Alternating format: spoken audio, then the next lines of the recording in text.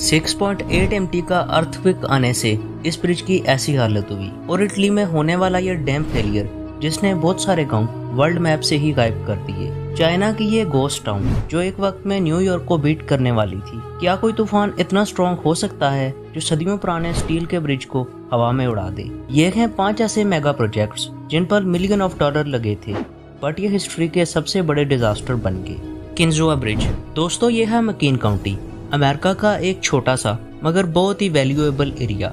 19th century में इस पूरे एरिया में क्रूड ऑयल डिस्कवर किया गया था, बट यहाँ पर रोड्स इतनी अच्छी नहीं थी कि इस क्रूड ऑयल को आगे सप्लाई करने में इनको यूज किया जाता। इस वक्त 1882 में टॉम केन न्यूयॉर्क का प्रेसिडेंट था, जिसने डिसाइड किया मकीन काउंटी से एलेक काउंटी तक एक ब्रिज बनाकर इस सफर को कम किया जाएगा। बट इनके लिए सबसे बड़ी प्रॉब्लम थी 26 मीटर का ये एरिया जहां से एलेगन नाम का रिवर फ्लो करता था। अब न्यूयॉर्क के प्रेसिडेंट के पास 2 ऑप्शन थे, या तो इस रिवर पर ब्रिज बनाकर केंटू का सफर कम कर दे या बहुत सारा पैसा लगाकर एक लंबा ट्रैक बना ले।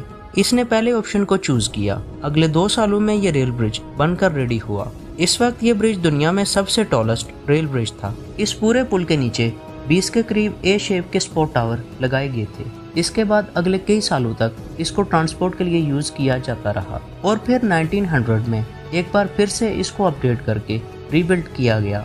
दोस्तों, अभी तक ये ब्रिज दुनिया का 8वां वंडर यानी 8वां अजूबा था। खैर फाइनली 2002 में रोड्स बेहतर होने पर इस ब्रिज से काम लेना बंद कर दिया गया और एक बार फिर से इसको रिपेयर करना शुरू किया गया। आगे इस पर कोई ट्रेन तो नहीं चलने वाली थी, बट ये एक टूरिस्ट प्लेस बन चुका था। 2003 में कुछ वर्कर इस पर काम कर रहे थे, तभी अचानक से एक तेज तूफान आता है। इस वक्त हवा की स्पीड 92 माइल्स पर आवर थी।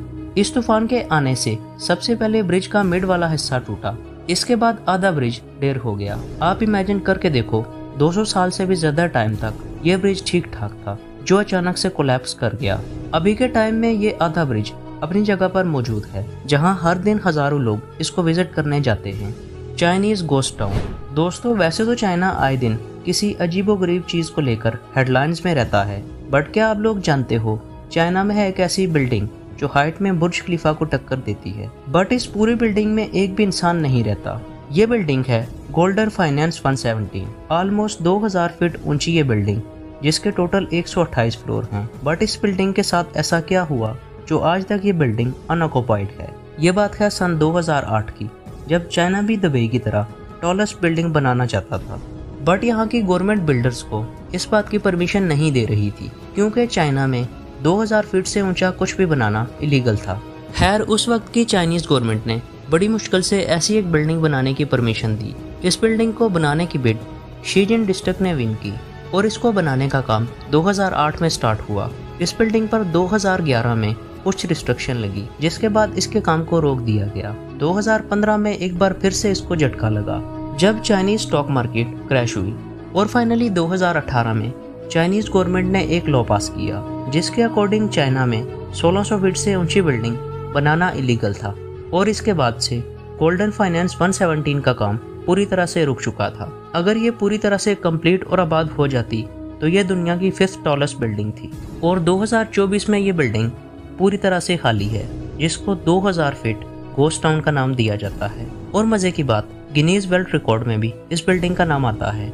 चीपेस्ट डैम दोस्तों, स्पेस पॉस फ्रांस का एक छोटा सा टाउन है जो रायन रिवर के पास है। अभी के टाइम में यहाँ ऑलमोस्ट 60,000 लोग रहते हैं। 1952 की बात है, रायन रिवर पर एक डैम बनाने का प्लान किया गया, क्योंकि ये रिवर स्पेस पॉस टाउन के ऊपर से फ्लो करता था, जिस वजह से बार बार इस टाउन में फ्लड आने का डर रहता था। फाइनली आर्च टाइप डैम की कंस्ट्रक्शन पर काम स्टार्ट हुआ और भी काफी सारे डिजाइन वहां की मैनेजमेंट को सजेस्ट किए गए, बट आर्च डिजाइन क्योंकि इजी और चीप था तो इस पर काम स्टार्ट किया गया। दोस्तों, आर्च डिजाइन एक कर्व शेप की दीवार होती है।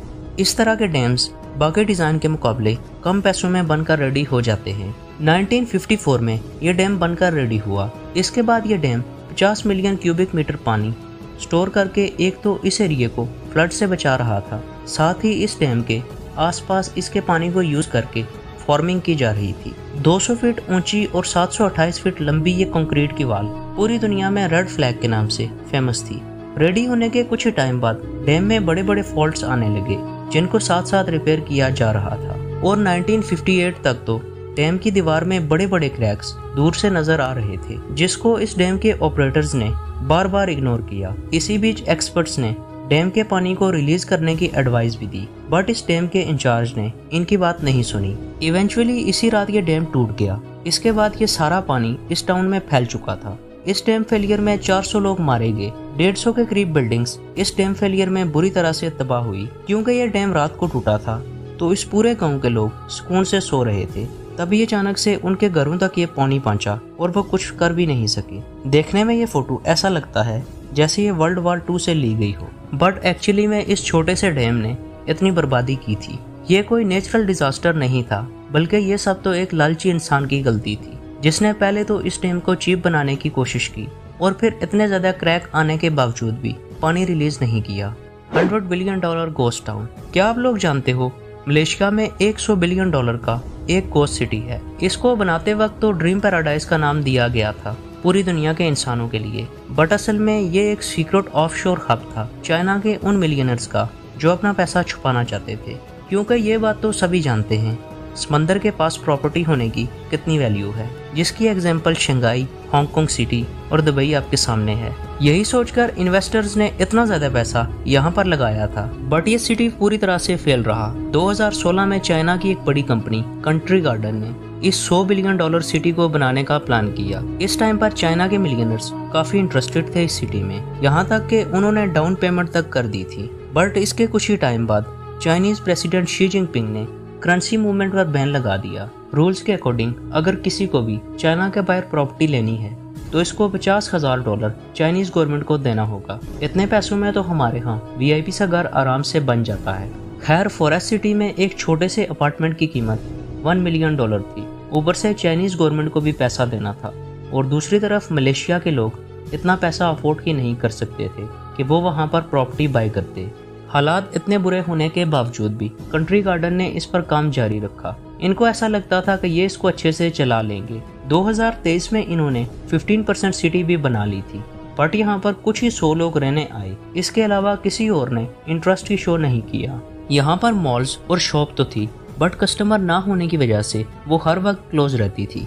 रात के टाइम में इन ऊंची ऊंची बिल्डिंग्स में कहीं दूर दूर किसी एक फ्लैट में लाइट्स नजर आती थी, बाकी पूरी की पूरी बिल्डिंग खाली।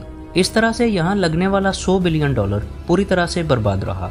Koliya bridge disaster. दोस्तों, ताइवान में एक छोटी सी टाउन है जिसका नाम है यूली टाउनशिप। इस पूरे एरिया में ऑलमोस्ट 22,000 लोग 15 गांव में रहते हैं। इनको मेन सिटी में जाने के लिए हर दिन एक बड़े रिवर को क्रॉस करना होता है, जिसके लिए ताइवान की गवर्नमेंट ने यहाँ 2000 फीट लंबा गोली ब्रिज बनाया है। इसके अलावा भी इनके पास 2 ऑप्शन हैं, बट वो रास्ता यूज करने से यह सफर घंटों में बदल जाता था और आज के टाइम में इतना टाइम है किसके पास। यही वजह है कि इस ब्रिज पर हर वक्त अच्छी खासी ट्रैफिक रहती थी। बट सितंबर 2022 में ताइवान में 6.8 MT का अर्थक्वेक आता है। इसके बाद अगले 48 आवर्स में ताइवान में 17 स्ट्रॉन्ग अर्थक्वेक आए। इन अर्थक्वेक के बार बार आने की वजह से ताइवान का ये ब्रिज देखते ही देखते कोलैप्स कर गया।